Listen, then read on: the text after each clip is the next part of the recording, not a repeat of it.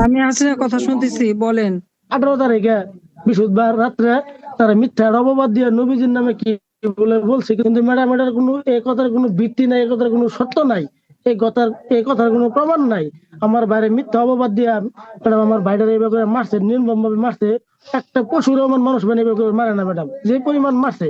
জি madam, এই যে দীপুর বাবা। আদাব। আমি দীপুর বাবা। আদাব। আমি আমি দীপুর জানি আপনি খুব কষ্টে আছেন, বলেন, আপনি বলেন, মন খুলে কথা বলেন। আমার এই বয়সের সন্তানের লাশ আমার কান্দে, আর কেমন থাকবো।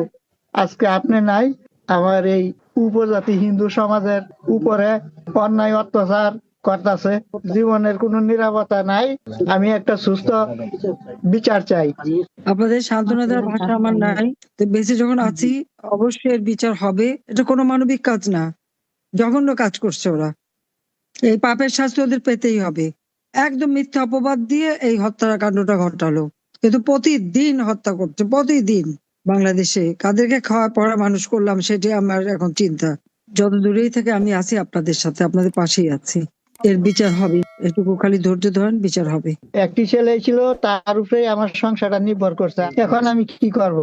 আপনার যা লাগে আমরা পাশে আছি, যা লাগে আমরা করবো, চিন্তা করুন না। बहुत ही दुखद घटना है।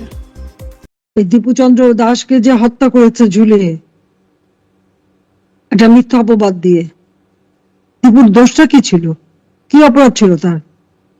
সে সাধারণ গরিবের ছেলে। এই দীপুচন্দ্র দাসকে যে হত্যা করেছে ঝুলিয়ে, একটা মিথ্যা অপবাদ দিয়ে। দীপুর দোষটা কি ছিল, কি অপরাধ ছিল তার? সে সাধারণ গরিবের ছেলে। এক হাদির জন্য কান্নাকাটি। হাদিও তো এই হত্যাকাণ্ড মেট্রোক্লাস ডিজাইনের একটা অংশ, এর সঙ্গেই তো জড়িত ছিল। আইন শৃঙ্খলা রক্ষাকারী সংস্থা যখন গুলি করে, তাদের সময় গুলি করলে ওটা অপরাধ না। পুলিশের উপরে হামলা, জনপ্রশাসন, সেনাবাহিনী, তারা তো দায়িত্ব পালন করতে গেছে। তাদের বিচার করলে গোপালগঞ্জে যখন ইউনূসের হুকুমে সরাসরি গুলি করে আমার 5 জন নেতাকর্মীকে হত্যা করলো, সে বিচার তো হচ্ছে না। যাক, আমি আপনাদের সাথে আমি একাত্মতা ঘোষণা করি যে আমি আছি আপনাদের সাথে। কেন জানি না মাঝে মধ্যে মনে হয় যে এইসব কবিতা, ভালোবাসার কথা, সাম্প্রদায়িক সম্প্রীতির কথা আস্তে আস্তে ভুল প্রমাণ করে দেওয়ার চেষ্টা চলছে। একসময় বিদ্রোহী কবি লিখেছিলেন, মরা একই বিন্দু দুটি কুসুম, হিন্দু মুসলমান, মুসলিম তার নয়নমণি, হিন্দু তাহার প্রাণ। কিন্তু বাংলাদেশের ছবি দেখে এখন এই কথা মনে হচ্ছে না। বাংলাদেশ তার নিজস্ব ধারাবাহিকতা বজায় রেখে চলেছে। মানে সংখ্যালঘু সম্প্রদায়ের উপর যেভাবে অত্যাচার, অবিচার এবং অন্যায় করা হচ্ছে, সেটা ক্রমাগত বাড়িয়েই চলেছে বা বেড়ে চলেছে।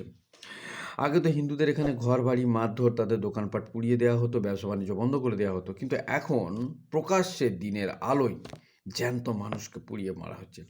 দীপুচন্দ্র দাস ধার্মিক দিক থেকে একজন হিন্দু বা হিন্দু সম্প্রদায়ের মানুষ, তার উপর যেভাবে অত্যাচার করা হয়েছে, নৃশংস মানবিকভাবে অত্যাচার করা হয়েছে, তাতে শুধু বাংলাদেশের ছবি নষ্টই হয়নি। বাংলাদেশ যে একটা অমানবিক দেশ, একটা নৃশংস দেশ, সেটাও দুনিয়ার সামনে ধরা পড়েছে। চারিদিকে সমালোচনা হয়েছে। কিন্তু প্রশ্ন আরেকটাও আছে যে আমাদের দেশে যারা সকল্ড বুদ্ধিজীবী, যারা কোথায় কোথায় বাতেলাবাজি করেন, হ্যাঁ জেনে শুনে বললাম, কোথায় কোথায় বাতেলাবাজি করেন, ধর্ণা দেন, মোমবাতি নিয়ে বেরান, তারা কতগুলো প্রতিবাদ করেছে বা তারা কতবার রাস্তায় নেমে এর তীব্র নিন্দা করেছেন। অথচ অন্য প্রসঙ্গে যখন কিছু পান থেকে চুন খসে, তখন তাদের দুঃখ, তাদের মনের ব্যথা একদম ঝরে ঝরে পড়ে। চোখ দিয়ে মগরমাছ কুমিরের কান্না ঝরে পড়ে। এখন তারা কোথায়? বড় বড় ফিল্ম অ্যাক্টর খানবাবুরা হন বা এই দেশে বা এই বঙ্গের যারা ফিল্ম স্টার আছেন, তারাই বা কোথায়? এই নিয়ে প্রশ্ন ছিল, ভবিষ্যতেও হয়তো থাকবে। কিন্তু তার আগে দেখে নিই বাংলাদেশের প্রাক্তন প্রধানমন্ত্রী তিনি কি বলেছেন, বা এই দেশের তথাকথিত যারা একটু উচ্চ মানবিক সম্পন্ন যারা মানুষ, মুসলিম সম্প্রদায়, তারা কি বলছেন, তাদের কথাবার্তা শুনি, তারপর আসছি অন্য প্রসঙ্গে। सदी को शर्मसार करने वाली ये घटना है और उस देश में हो रही है जिसका प्रतिनिधित्व नोबेल का पीस पुरस्कार लिए व्यक्ति कर रहा है। और कैसे पीस किए जाते हैं मानवता के, वो दुनिया को दिखा रहा है। मगर दुख इस बात का उससे ज्यादा है कि बात बात पर बोलने वाला फिल्म जगत मौन कैसे है, बात बात पर अपनी बात कहने वाले सो कॉल्ड इंटेलेक्चुअल शांत कैसे हैं, पक्ष और विपक्ष शांत कैसे है। मुझे लगता है कि आज आवश्यकता है 100 करोड़ हिंदुओं को अपने बांग्लादेश में रह रहे हिंदू भाइयों के लिए बोलने की। दीपू चंद्र दास की मैं समझता हूं मात्र इतनी सी गलती है, आदरणीय है, कि वो हिंदू था, और हिंदू होना इस देश में गुनाह नहीं हो सकता, अपराध नहीं हो सकता। मगर वर्तमान मैं कहूं कि बांग्लादेश में जो हो रहा है, पहले मंदिर तोड़े गए, आज हम लोगों को मारा जा रहा है, किस तरह से बर्बरता पूर्वक मारा जा रहा है। मैं सच में कहूं तो मैं निशब्द हूं और दुखी हूं, व्यथित हूं। बस इतना सा जरूर कहूंगा कि आज हिंदू खतरे में है।